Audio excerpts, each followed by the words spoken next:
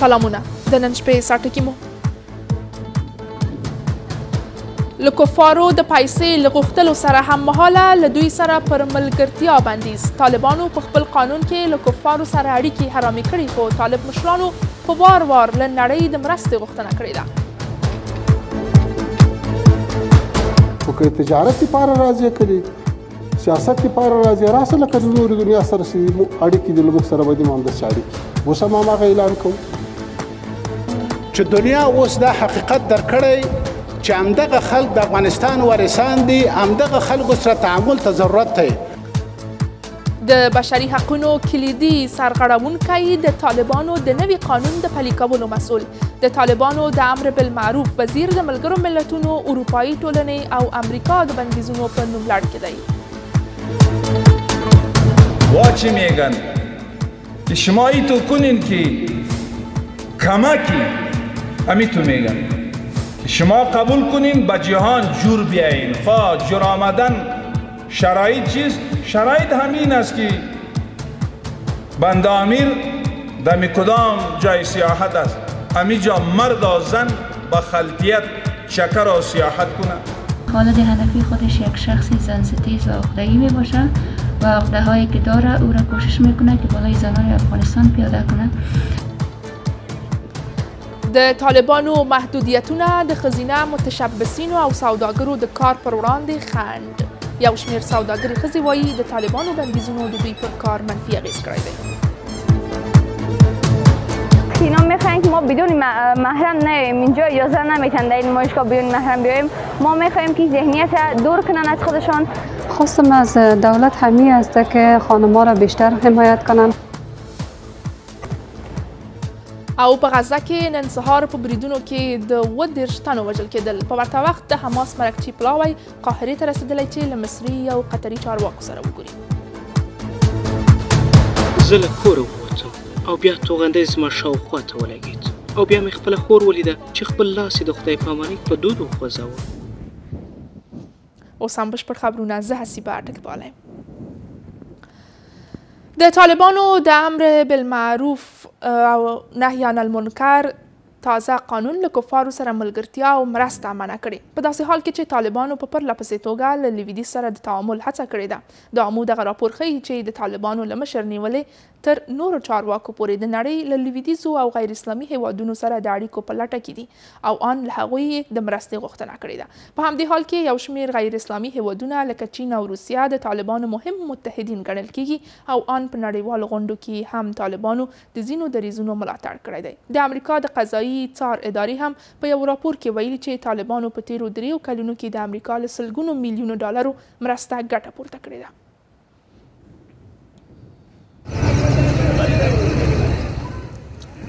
د طالبانو د امر بالمعروف او نهي عن المنکر قانون په ټولنه کې د خلکو پر ازادۍ او ژوند ډېرې کرښې راکش کړې دي په ځانګړې توګه په 22مه ماده کې چې هم د نارینه‌و په ویښتانو او ګیرې کار لري او هم د ښځو په غږ لباس کلتور عبادت او اړیکو له دې ټولو سره د دې مادې 20 فقره له کفارو سره ملګرتیا او مرسته او د هغوی له چلند او څیرې سره ورتهوالی منع کوي او محتسبینو ته یې د مخنیوي امر کړی دی خو آیا طالبان رښتیا هم دغه ماده عمل کوي او رښتیا وایي دا راپور د 22مې مادې له دې فقرې سره د طالبانو د قول او عمل تضاد ته اشاره کوي ملا هیبت الله خوندزاده چې نوی قانون یې تصویب کړی خپل هم د اختر په مناسبت په پیغامونو کې د لویدیځو په ګډون له نړۍ سره د طالبانو د اړیکو پر ښه والي ټینګار کړی دی د کوچني اختر دغه پیغام ته ورته چې د طالبانو مشر ویلي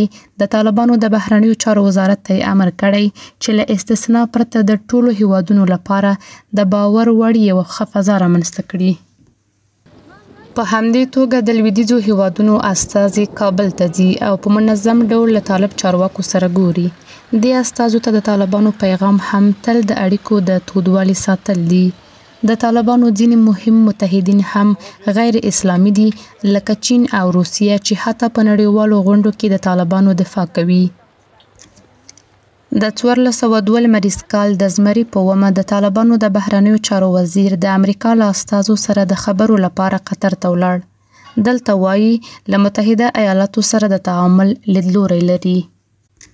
مثبت تعامل ته لاره هوارول او اقتصادي او سیاسي اړیکو ته وده ورکول دي. امید لرو چې مجالس به کوي ان شاء الله. د 1401 لمریز کال د سلواغې په 26مه دلته د طالبانو د بهرنیو چارو وزیر د طالبانو تر ادارې لاندې افغانستان ته د سیاست او اقتصاد لپاره امریکا ته بلنه ورکوي. موږ په قطر کې چې له امریکایانو سره مذاکرات کول په جنګ ورسره اخته وو. په همدغه حالت کې هم دا ورته ویل چې په نظامي یونیفورم کې د کس نه څه منلی په افغانستان کې، خو که تجارت لپاره راځي که د سیاست لپاره راځي راسه لکه د نورې دنیا سره چې اړیکې دي له موږ سره به دې همداسې اړیکې اوس هم هماغه اعلان کوو. د طالبانو د رئیس الوزرا مرستیالان هم په دوامداره توګه له نړۍ او په ځانګړې توګه له لویدیځ سره د اړیکو پرخه کولو ټینګار کوي. د عبدالکبیر په ګډون چې په خپلو غوڅ اکثریت ویناو کې له نړۍ سره د اړیکو لپاره د طالبانو د لیوالتیا خبره کوي. چې دنیا اوس دا حقیقت درکړی چې همدغه خلک د افغانستان وارثان دي، همدغه خلکو سره تعامل ته ضرورت دی. دا هم د امریکا د قضایي څار ادارې راپور دی چې ویلي دي د طالبانو د واکمنۍ په 3 کلونو کې امریکا د طالبانو تر ادارې لاندې افغانستان ته 3 میلیارډ ډالر استولي چې له دې جملې سلګونه میلیونه ډالر په بیلابیلو لارو طالبانو ترلاسه کړي دي. هغه پیسې چې ځینې د طالبانو د واکمنۍ د ثبات یو عامل ګڼي. د غراض نور لویدیځ هیوادونه هم په منظم ډول له افغانستان سره د میلیونونو ډالرو مرستې اعلانوي. په همدې حال کې داسې ښکاري چې که څه هم د طالبانو د مشر قانون له کفارو سره ملګرتیا او مرسته منع کوي، خو په حقیقت کې طالبان له لویدیځ سره د تودو اړیکو په لټه کې دي او د راپورونو پر بنسټ له لویدیځ په میلیونونو ډالر ګټه اخلي. د طالبانو د امر بالمعروف وزارت سرپرست محمد خالد حنفي چې د نړیوالې ټولنې لخوا د بشري حقونو یو له مهمو سرغړونکو اعلان شوی د طالبانو د نوي قانون د پلي کولو مسؤلیت پر غاړه لري. ښاغلی حنفي چې په نورستان ولایت کې زیږېدلی دیني زده کړې د افغانستان او پاکستان په مدرسو کې کړي دي. د ملګرو ملتونو، اروپایي ټولنې او د امریکا د بندیزونو په نوملړ کې هم شامل دی. په همدې حال کې نوموړی د هغه قانون د پلي کولو مسؤلیت لري چې په افغاني ټولنه او په ځانګړې توګه د ښځو پر وړاندې نوي محدودیتونه وضع کړي دي. په دې راپور کې حقاني شبکې او د طالبانو له مشر سره د نږدې دغې څیرې په اړه نور جزئیات راټول شوي دي.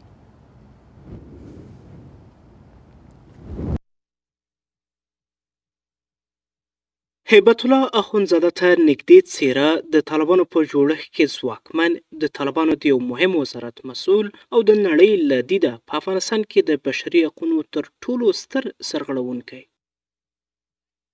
طالبانو ویلي محمد خالد حنفي په 1950 هجري لمریز کال کې په نورستان کې په یو دیني او جهادي کورنۍ کې زیږېدلی دی.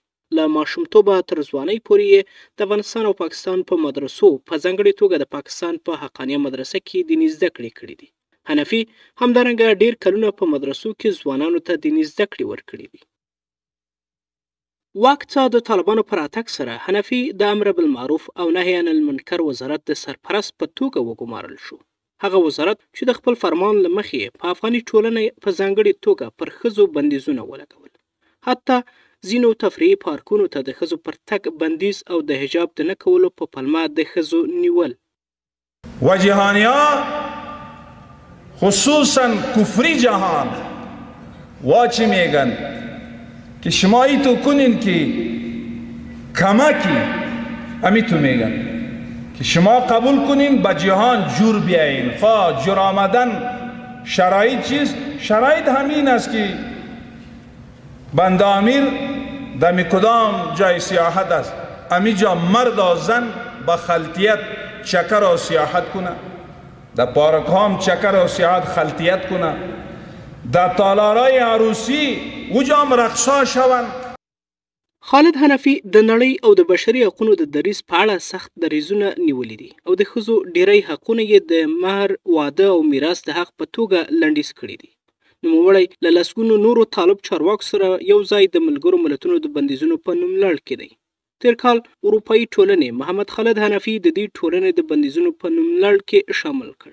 د اروپایي ټولنې په جزئیاتو کې راغلي چې حنفي په افغانستان کې له بشري حقونو په ځانګړې توګه د ښځو له حقونو د پراخې سرغړونې مسؤل دی او د ده تر څارنې لاندې له یوې خوا د ښځو پر ازادۍ محدودیتونه لګول شوي دي او له بلې خوا د طالبانو له لوري پر ښځو سختې سزاګانې وضع شوي دي. دا هم د امریکا د خزانې وزارت خبرپاڼه ده چې د طالبانو د امر بالمعروف او نهي عن المنکر وزارت پر سرپرست خالد حنفي د بندیزونو لګولو اعلان کړی دی. په خبرپاڼه کې راغلي چې حنفي او دغه وزارت د وژنو، تښتونو، وهلو او ټکولو په ګډون له بشري حقونو په جدي سرغړونو کې لاس لري. هر څه نه به تېرېږو خو د شریعت نه به موږ تېرېدی نشو د یو حکم نه. شریعت او حجاب زموږ دا سره کرښه ده، نه چا سره تعامل کولی شو، ځکه زموږ هدف هم دا و چې اسلامي نظام تطبیق کو. خالد حنفي د حقاني شبکې له مهمو څیرو او په ورته وخت هیبت الله اخندزاده ته نږدې بلل کیږي چې ظاهرا د طالبانو د مشر په پریکړو کې رول لري، لکه څنګه چې تازه هیبت الله اخندزاده د طالبانو د امر بالمعروف او نهي عن المنکر وزارت قانون تصویب کړ او د حنفي تر مشرۍ لاندې وزارت یې د طالبانو له اجرایوي او قضایي څانګو سره موازی واکونه ورکړل. 3 سال هست که زنان افغانستان مجبور به اطاعت از دساتیر و اوامر طالبان می باشه و این دساتیر و اوامر از طرف خالد حنفی یعنی وزیر امر بالمعروف صادر میشه که خالد حنفی خودش یک شخص زنستیز و عقده‌ای می باشه و عقده هایی که داره او را کوشش میکنه که بالای زنان افغانستان پیاده کنه و این گونه فرامین به جز از بدبختی دیگر هیچ چیز را به بار نخواهم آورد. اوس خالد حنفي د هغه قانون په پلي کولو مکلف دی چې پکې د ښځو پر غږ او انځور بندیز راغلی او په جامو، کلتوري مسایلو، اړیکو او ټوله ټولنه کې نوي محدودیتونه وضع شوي دي. د طالبانو مشر خالد حنفي ته حتی دا واک ورکړی چې خلک په ورځو ورځو بندیان کړي او څه ډول چې وغواړي سزا ورکړي. نن د افغانستان پر امریکایي پوهنتون د ځانمرګي برید اتمه کلیزه ده. له نن څخه 8 کاله وړاندې یو شمېر ځانمرګو بریدګرو د دغه پوهنتون د ړندو لپاره د ښوونځي پر دیوال چاودنه وکړه چې د امریکایي پوهنتون ودانۍ ته څیرمه موقعیت لري او ورپسې دې پوهنتون ته ننوتل. د بریدګرو او پخوانیو امنیتي ځواکونو ترمنځ نښتې 10 ساعته دوام وکړ او په پایله کې د دغه پوهنتون د محصلینو او یوه استاد په ګډون 14 تنه ووژل شول. تر دې برید 8 کاله وروسته هم کوم کس یا ډلې دغه برید مسؤلیت نه دی منلی. خو له دې برید 2 اونۍ وړاندې طالبانو په افغانستان کې د امریکایي پوهنتون 2 استادان تښتولي وو. د افغانستان مخکینی حکومت ویلي چې دا برید د افغانستان له پولو هاخوا تنظیم شوی و، خو د کوم کس یا ډلې نوم یې نه و اخیستی.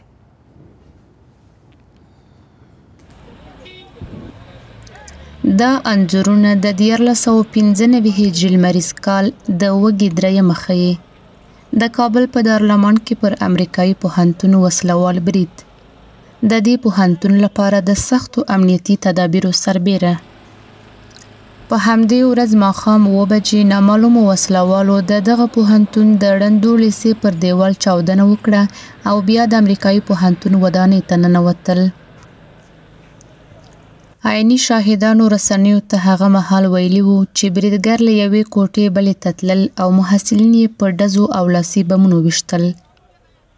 د پخواني حکومت د سرتیرو او بریدګرو ترمنځ له 10 ساعته نښتې وروسته 7 محصلین، یو استاد، 3 پولیس او د پوهنتون 2 ساتونکي ووژل شول.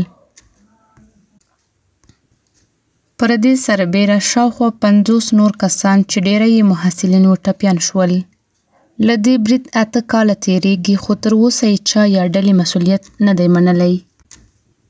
طالبانو هغه مهال ویلي وو چې د دې پیښې په اړه پلټنې کوي. خو له دغه برید څخه 2 اونۍ وړاندې طالبانو د دغه پوهنتون 2 استادان تښتولي وو، د امریکایي کیوین کینګ او استرالیایي ټیموټي ویکس په ګډون. خو د پوهنتون دغه استادان 3 کاله وروسته د طالبانو د جګپوړو غړو انس حقانی، مالی خان او عبدالرشید په ګډون د طالبانو د 3 غړو د خوشي کېدو په بدل کې خوشي شول. خو د افغانستان د امریکایي پوهنتون پخوانی استاد استرالیایي ټیموټي ویکس چې د طالبانو د 3 غړیو د خلاصون په بدل کې خوشي شوی وو، د 1401 هجري لمریز کال د وږي په میاشت کې د طالبانو د واکمنۍ له راتګ وروسته کابل ته سفر وکړ او له طالبانو سره یې یادګاري عکسونه واخیستل. واک ته د طالبانو له راتګ وروسته په افغانستان کې امریکایي پوهنتون وتړل شو او ډیری محصلین یې نورو هیوادونو ته ولېږدول شول او یو شمېر دغه محصلین په قطر، عراق او لبنان کې د دغه پوهنتون په استازولیو کې زده کړې کوي. ښه، ودانۍ د طالبانو لخوا نیول شوي او زما کور هم د چا لخوا نیول شوی دی. زه د هغه کس نوم نه پیژنم، خو اورېدلي مې دي چې هغه د حقاني شبکې غړی دی. خو د انسټیټیوټ په توګه د افغانستان امریکایي پوهنتون د افغانستان د نن او بهر د اوسیدونکو د تدریس لپاره دوام ورکړی دی. دا هغه څه دي چې ما د افغانستان راتلونکي ته هیله مند کوي. اوس دا د افغانستان امریکایي پوهنتون مرکزی دفتر دی، هغه ځای چې په افغانستان کې د نورو څانګو او دفترونو په څیر د طالبانو په ولکه کې دی او نوم یې افغان نړیوال پوهنتون ته بدل کړی دی.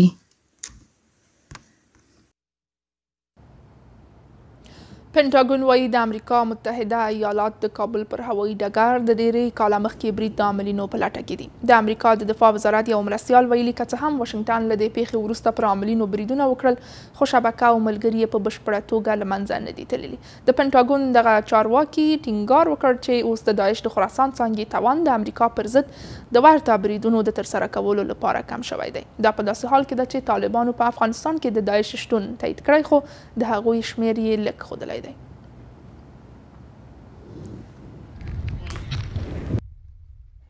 له دې خو نړۍ پیښې 3 کاله تیر شوي دي.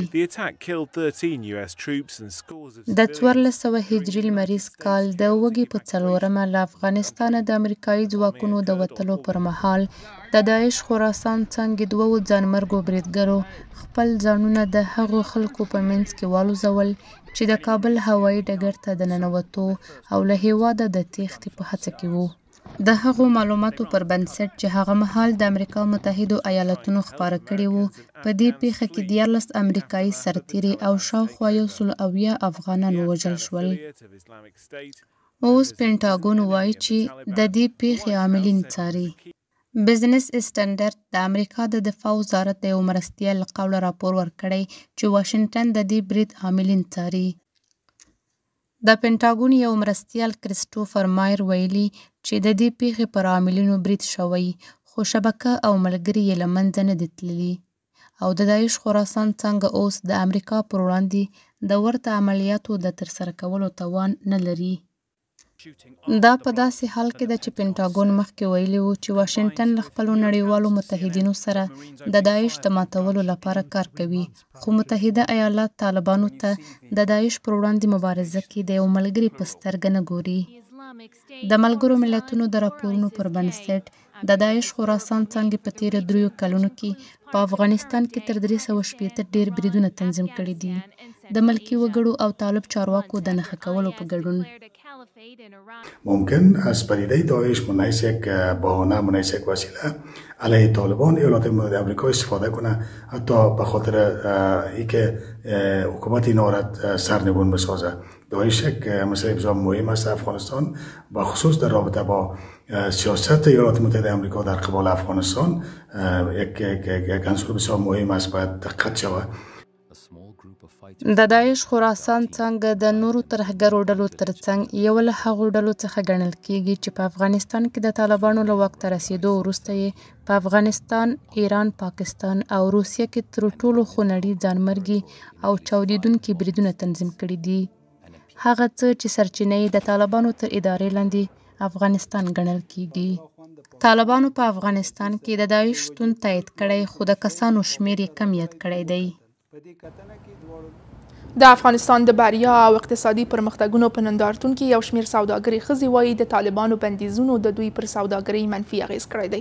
دغه ښځې زیاتوي چې طالبان دوی ته د خپل کار د پرمخ بیولو لپاره له محرم پرته د سفر اجازه نه ورکوي او دا کار په نندارتونونو کې د سفر او ګډون لګښت زیاتوي. د افغانستان د بریا او اقتصاد پرمختګونو په نندارتون کې له بېلابېلو ولایتونو نږدې 200 سوداګرې ښځې کابل ته راغلي دي.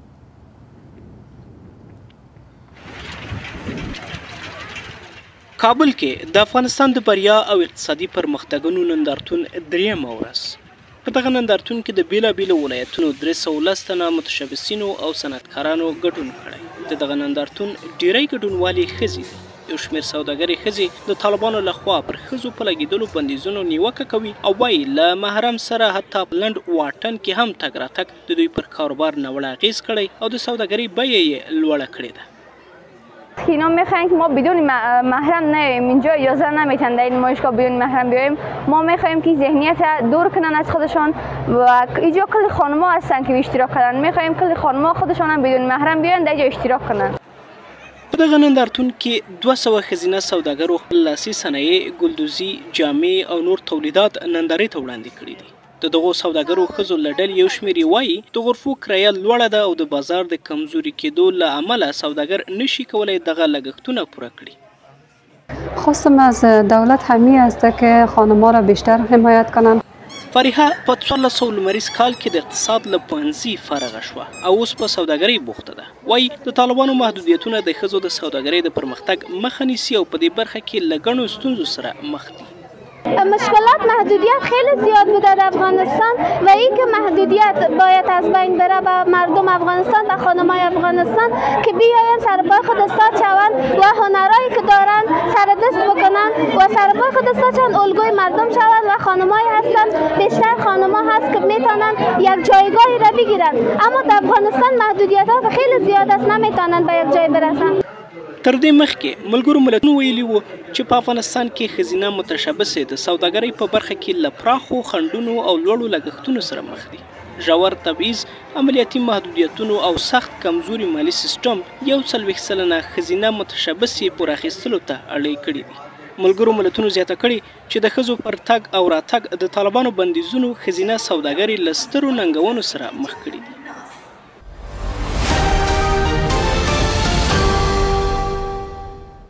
څو لاند اقتصادي خبرونه مو د ملګرو ملتونو د خوړو او کرنې اداره وایي د سطحي اوبو د مدیریت لپاره یې پروژې تر کار لاندې دي. د ملګرو ملتونو دغه سازمان پرکس ټولنیزه شبکه لیکلي چې د دې پروژو موخه د نارینه او ښځو لپاره د کاري فرصتونو رامنځته کول دي. دغه سازمان شمیرې ښیي چې یوازې د افغانستان په 11 کلیو کې 200 واړه بندونه د نړیوال بانک په مالي مرسته جوړ شوي دي. د طالبانو د کلیو پراختیا او بیا رغونې وزارت وایي نړیوال بانک به په راتلونکو ورځو کې په افغانستان کې د پروژو د جوړولو چارې بیا پیل کړي. دغه وزارت زیاتوي چې نړیوال بانک په افغانستان کې د یو شمېر لویو پروژو د پلي کولو ژمنه کړې ده. تر دې وړاندې نړیوال بانک په یو خبرپاڼه کې ویلي و چې د کاسا زر پروژې کار به بیا پیل کړي چې له مخې به یې له قرغیزستان او تاجکستان څخه د افغانستان له لارې پاکستان ته برېښنا لیږدول کیږي او د دې پروژې ګټې به د طالبانو له لاسرسي بهر مدیریت شي.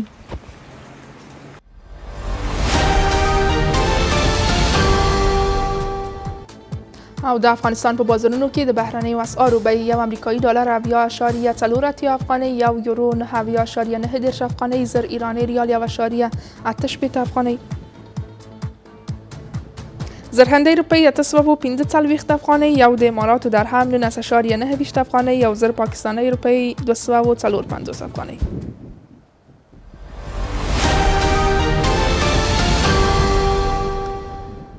غزه کې له درنو بریدونو سره هممهاله د حماس مرکچي پلاوی له قطري او مصري چارواکو سره د خبرو لپاره قاهرې ته رسېدلی دی. د راپورونو له مخې د خبرو په دې پړاو کې حماس او اسرائیل هڅه کوي چې په غزه کې د اوربند په بدل کې د اسرائیلي یرغمل شویو د خلاصون په اړه یوې هوکړې ته ورسیږي. دا په داسې حال کې ده چې نن سهار په غزې ترانګه کې په بریدونو کې کابو 20 کسان وژل شوي دي.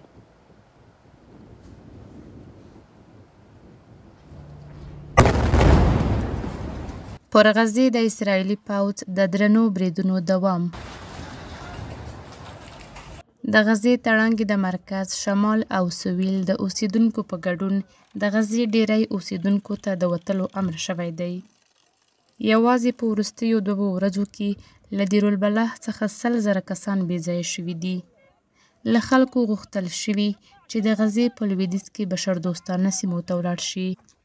په ورته مهال درانه هوایي او توپچي بریدونه هم دوام لري. الجزیرې خبر ورکړی چې په غزه کې په سهارنیو بریدونو کې 20 تنه وژل شوي دي. په دوی کې په خان یونس کې د 2 ماشومانو په ګډون 11 تنه وژل شوي او 15 نور ټپیان شوي دي. زه له کوره ووتم او بیا توغندی زما شاوخوا ته ولګېد او بیا مې خپله خور ولیده چې خپل لاس یې د خدای پامانۍ په دود وخوځاوه. زه لاړم چې خپلې کورنۍ ته خبر ورکړم او چې بیرته راغلم هغه مړه شوې وه. هغه اوس شهیده شوه او خپل کوژدن پسې لاړه چې هغه هم ووژل شو. کاش زه وژل شوی وی نه ته. له دې سره هممهاله اسوسییټډ پریس خبر ورکړی چې د حماس مرکچي پلاوی قاهرې ته رسېدلی دی. دغه پلاوی به له مصري او قطري چارواکو سره وګوري. په غزه کې د اوربند په بدل کې د اسرائیلي یرغمل شویو بندیانو د خلاصون په اړه له اسرائیلي لوري سره د مصر، قطر او امریکا په منځګړیتوب خبرې اترې روانې دي. تر دې مخکې حماس له اسرائیلو غوښتي وو چې د واشنګټن لخوا د اوربند وړاندیز شوې طرحه ومني او له خنډ جوړولو دې ډډه وکړي. یو شمېر رسنیو د سرچینو له قوله خبر ورکړی چې د خبرو په دې پړاو کې د دواړو لورو ترمنځ د اختلافاتو د هواري لپاره هڅې روانې دي. د اسرائیلو او حماس ترمنځ د تیر کال له اکتوبر میاشتې راهیسې نښتې دوام لري. هغه نښتې چې په غزه کې 43,340 کسان وژلي او په اسرائیلو کې کورنۍ د خپلو خپلوانو د خلاصون په تمه دي. د راپورونو له مخې اوس مهال 109 اسرائیلیان د فلسطیني ډلو لخوا بندیان دي چې ویل کېږي 1/3 برخه یې وژل شوي دي.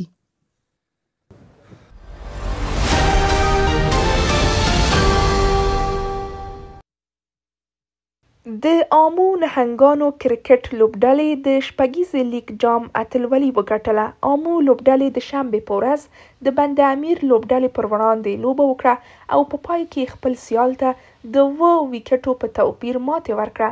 د نن ورځې د لوبې په لومړۍ پاڼۍ کې د بند امیر لوبډلې توپ وهنه وکړه او په 20 اوورونو کې د آمو لوبډلې ته د 109 منډو هدف وټاکه.